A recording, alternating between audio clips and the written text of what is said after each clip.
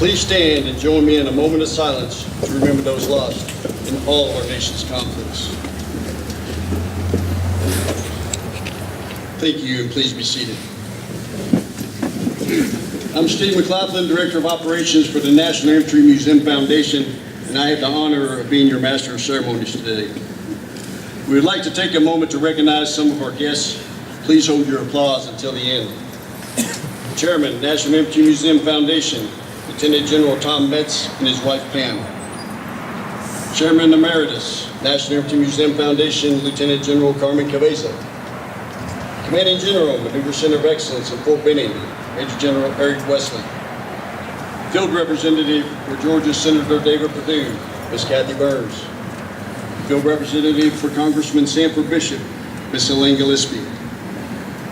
Field Representative for Congressman Drew Ferguson IV, Mr. Greg Panzer.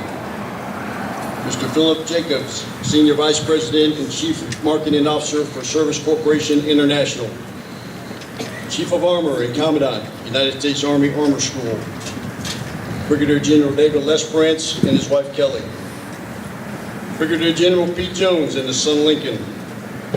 President, National Infantry Museum Foundation, Colonel Greg Camp. President, National Infantry Museum Foundation, Past President, Mr. Ben Williams.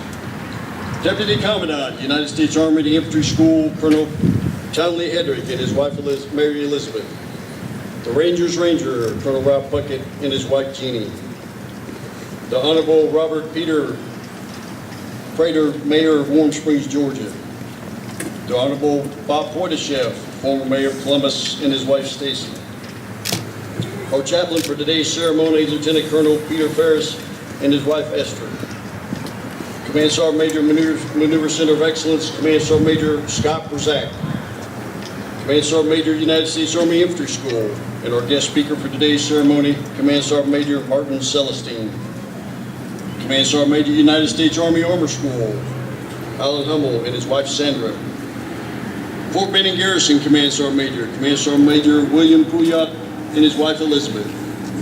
Executive Director of the Armor and Cavalry Heritage Foundation, Command Sergeant Major Ricky Young. 1775 members whose generous annual contributions help fund the operations of the museum. The Patriot Guard Riders, whom we can always count on at every dedication. And of course, all of you who have traveled from near and far to be in attendance as your loved ones or your own paver is dedicated today on Heritage Walk. Ladies and gentlemen, please welcome all of our distinguished visitors.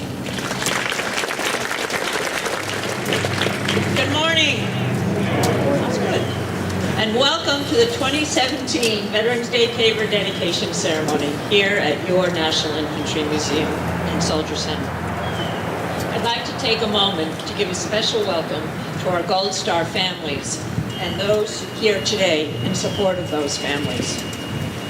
It's humbling to stand before you all as we remember and thank our military veterans and their families for all they have done to preserve our freedoms. President Ronald Reagan once said of our veterans, "We remember those who were called upon to give all a person can give, and we remember those who were prepared to make that sacrifice that were demanded of them in the line of duty. Most of all, we remember the devotion and gallantry with which all of them ennobled their nation as they became champions of a noble cause." At this time, please, we ask any veterans in the audience to stand and be recognized.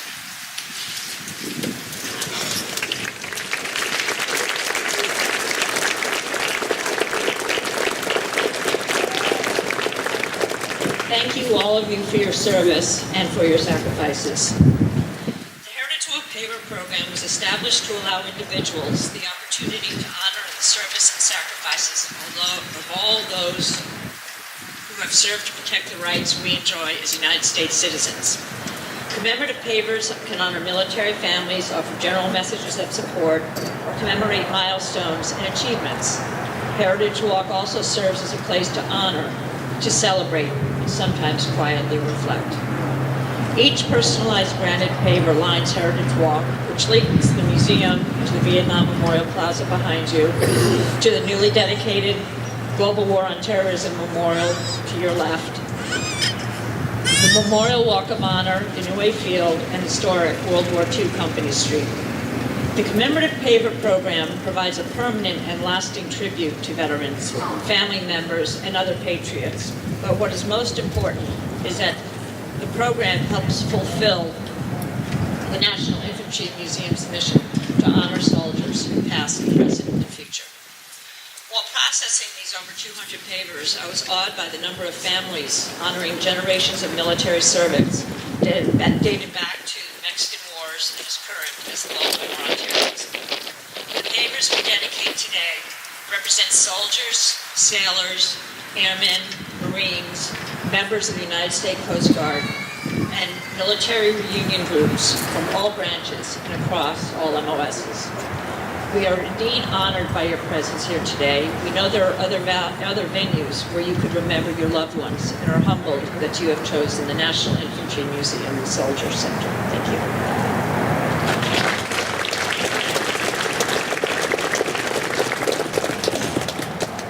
Ladies and gentlemen, please welcome the chairman of the National Infantry Museum Foundation, Lieutenant General Tom Betts.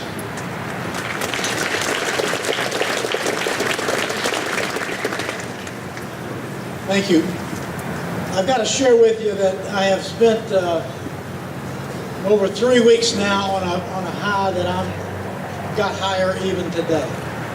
Because 26 days ago, we dedicated the Global War on Terrorism Memorial, and it was, in my opinion, in my experience, one of the most meaningful ceremonies I've ever participated in, much less I'll be the chairman of the foundation. Now, when the keynote speaker is a senior non-commissioned officer who is also the command sergeant major of the infantry school, retired 3-star generals keep it short and to the point. So let me be very quick. Less than an hour ago, a company out of Houston, Texas, Service Corporation International, gifted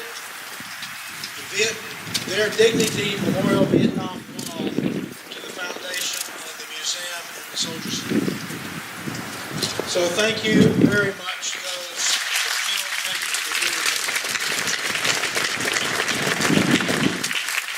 and I'd like to use a few words that I used during the dedication of the Global War on Terrorism Memorial. And that is, and what's different is when we had that ceremony, there were a set of bleachers you couldn't see the wall from my location. I could see it, and I knew it was there. But I tried to make the point that our heritage way here, many people travel that to graduations or to see the World War II Company Street or other things. And the point I can envision, it probably has already happened, but I know it's going to happen, that grandparents and parents and children will walk down that walkway. And on their left, they will see the Vietnam Wall, where over 58,000 names are. And on their right, they'll see the Global War on Terrorism panels that have almost 7,000 names on them. And today, we're honoring individual placements of pavers on that walkway. And after grandparents and parents and children and spouses and friends walk to a graduation, and they come back, the students that have graduated will walk and see the same thing. And that message is, I believe, that America cares. And I know you care because you're here. The Patriot Guard cares because they come help us out so much. It's just not only a tremendous place to be on Veterans Day, but also a place that I am very thankful to be with you on this day. So let's get to the Sergeant Major stuff.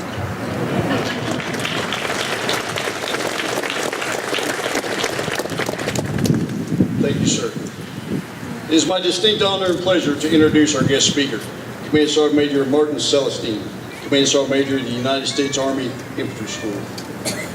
Command Sergeant Major Celestine is a native of St. Thomas, Virgin Island, and enlisted in the United States Army in August 1990.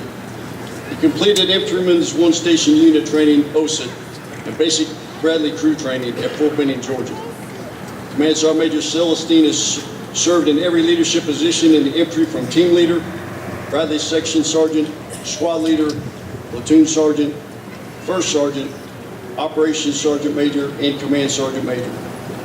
Command Sergeant Major Celestine is deployed in support of Operation Able Century in Macedonia, Operation Enduring Freedom, Operation Iraqi Freedom, and Operation Joint Endeavor. Among his many awards, Command Sergeant Major Celestine was awarded the Army Commendation Medal for Valor. Command Sergeant Major Celestine is a paratrooper, a ranger, and a graduate of the United States Army Sergeant Major Academy, Class 60. A complete biography is included in your program. Ladies and gentlemen, Command Sergeant Major Martin Celestine.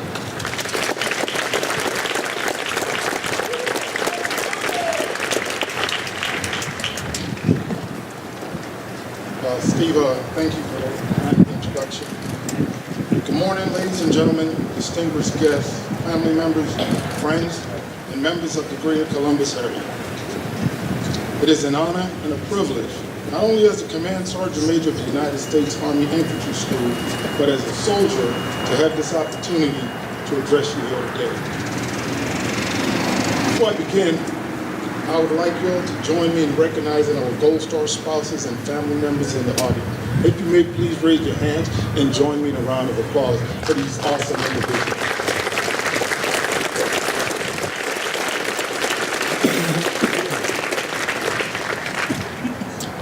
And if you hear a cracking in my voice, it's not as because of the wind, it's because I'm extremely passionate about what we're doing here today. I would also like to thank all of our veterans here today, past, present, and future. Thank you for your service. As you know, that the price that is paid for our freedom is paid by the few for the many.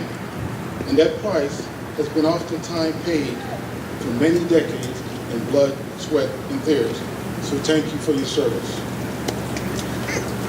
As Ilene mentioned earlier, we're here today to honor our heroes, not just those who have made the ultimate sacrifice, but those veterans, retirees, civic leaders, and military members who have served and continue to serve our country in a capacity to protect the rights we enjoy as U.S. citizens.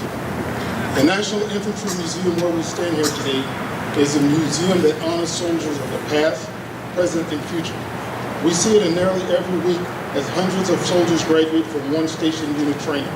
That was evident yesterday as Charlie and Delta Company 1st to the 50th Infantry graduated over 200 plus infantry soldiers joining the ranks of our active service veterans. We see it in the museum itself as the proud volunteers and staff ensure an informative and educational experience. We also see it in the Pavers line Heritage Walk. Earlier this morning, 200 pavers were dedicated. In that 200, everyone was recognized as someone's military hero. And many remind us of the young men and women who have laid down their lives in service to this great nation. So, it is only fitting that on this date, the 11th of November, at 1100 hours, on the 99th anniversary of what was originally known as Armistice Day, or the temporary cessation of hostilities, a date we commensurate with Thanksgiving and prayer, just as those who have gone before us. We pause to recognize 200 veterans, some past and present, being dedicated today as their granite pavers join the over 5,800 pavers that line our Heritage Walk. Ladies and gentlemen, as we honor our heroes today, it is not with malintent that in many instances, Veterans Day to some is often confused with Memorial Day.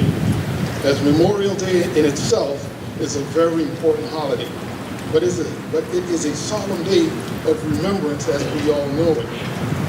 as it symbolizes everyone who has made the ultimate sacrifice serving in the armed forces. But how can you think of any veteran and not experience the 4 seasons of emotion, as I refer to it as? My personal experience takes me back to men like George T. Alexander from Clanton, Alabama, a father, a son, an uncle, a friend who served right here in Fort Benning, Georgia, 3rd Infantry Division, who was the number 2,000 soldier that was mortally wounded in action during YF-1 by an ID on the north side of Baghdad. Men like some first class Alwyn Cash, also 3rd ID, 1st Platoon, who laid down his life rescuing 7 members of his platoon from a burning Bradley fighting vehicle. So how do you not at least experience 4 of the 8 known emotions? The emotions of joy because of your personal experience with your heroes. Sadness because in many instances you're left with a blank space knowing that they aren't coming back. Surprise because we were completely caught off guard. And even anger because though knowing the reason, we still ask why. Quite frankly, I believe every day should be Memorial Day, as we should never forget those who have died for our freedom. Veterans Day, on the other hand, I could say the same thing. Every day should be Veterans Day. But that comes at a 50-50 split, as there are many wounds that are superficial and laid underneath the surface, not visible with the naked eye. Many of you know someone, a family member, a loved one, or a friend who has served and continue to serve this great nation. Today, they're known rightfully so as our nation's guardian of freedom because they have continued to answer our nation's call by serving our military and putting their dreams on hold to help fight dictatorship and the tyranny home and abroad. Events like the Paver ceremony conducted earlier are very important, not just for our armed forces, but for our communities and country as a whole. In today's society, in spite of us being a nation at war for the past 15 years, there's only half of 1% serving our country in uniform. Events such as the ceremony here today will continue to serve as a bridging mechanism between those in uniform and those we serve, the American people. I know this to be true as this is evident by the people attending today's ceremony and the ones honoring our veterans around the world today. Today, I'd like to place emphasis on a soldier being dedicated here today who didn't make the ultimate sacrifice, but nevertheless made a sacrifice. Captain Edward Flip Klein from Little Rock, Arkansas, who started off his career in the enlisted ranks as a corporal in the 82nd Airborne Division in July of 2002. He was chosen to attend West Point and graduated in 2006. He later headed to Fort Benning, where he earned the coveted Ranger tab, and moved on to his first duty station, where he deployed to Afghanistan.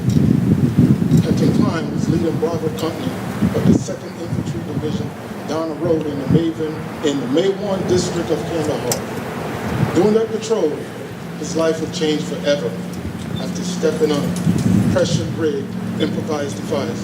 Some of us know this as an IED. Captain Klein was packaged by his medic and several other soldiers who moved nearly 500 meters to the medevac landing zone, where they simultaneously arrived with the UH-60 Black Hawk. Within 15 minutes, Captain Klein was on his way to Kandahar Airfield Surgical Hospital. From the time of the blast to the operating site took less than 50 minutes, only for him to awaken as he tripled empty. Captain Klein, as if his injuries he sustained weren't bad enough, later suffered a setback of his home being burnt down.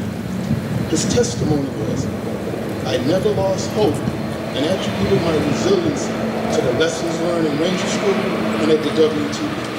Captain Klein retired as a major and was recognized today by his mother. This is one of the many instances of the privilege to serve, and if required, fall gracefully, knowing that we have followed through on our contract with the Army to support and defend this great country against all enemies, both foreign and domestic. Today, I would like to highlight the location of our Paver dedication that occurred this morning.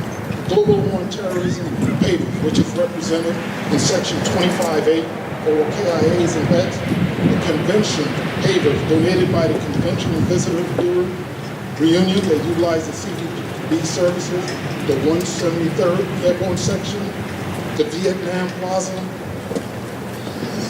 the Heritage Walk Section, 26B and 27B, which includes the Blue Spaders. Ladies and gentlemen, I ask you at the end of this ceremony to take some time and visit and chat. I would like to end with a quote written by Gilbert Chesterton, also known as the Prince of Paradise. This nation will remain the land of the free, only so long as it is the home of the brave. Ladies and gentlemen, once again, I'm extremely humbled to have served as your guest speaker. Follow me, one team, one fight. God bless America.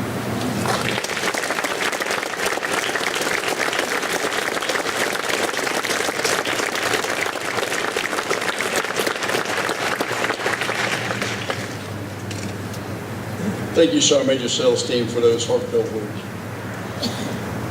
In an effort to keep the museum current, the National Infantry Museum Foundation and Fort Benning's Maneuver Center of Excellence Museum Division have recently completed a number of additions and improvements. One is the gallery focusing on the American Revolution and the Civil War. And another is the Global War on Terrorism Memorial to your left, which was dedicated last month. We invite you to take a closer look at the memorial and to visit the new gallery inside the museum. Staff and volunteers in blue shirts are available to assist you in locating your paver, which is also listed in your program. Paper and crayons are available for paver rubbings. Please take this opportunity to share your own stories and enjoy this beautiful day at the museum. A list of other activities is also in your program. Thank you for attending, and thank you for your continued support of your National Infantry Museum, a place to remember.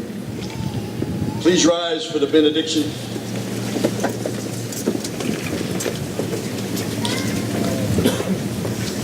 Now, may the Lord bless us, keep us, and cause his face to shine upon us, and grant us his peace, not as the world gives, as he gives. Amen. This concludes today's ceremony. Thank you for attending.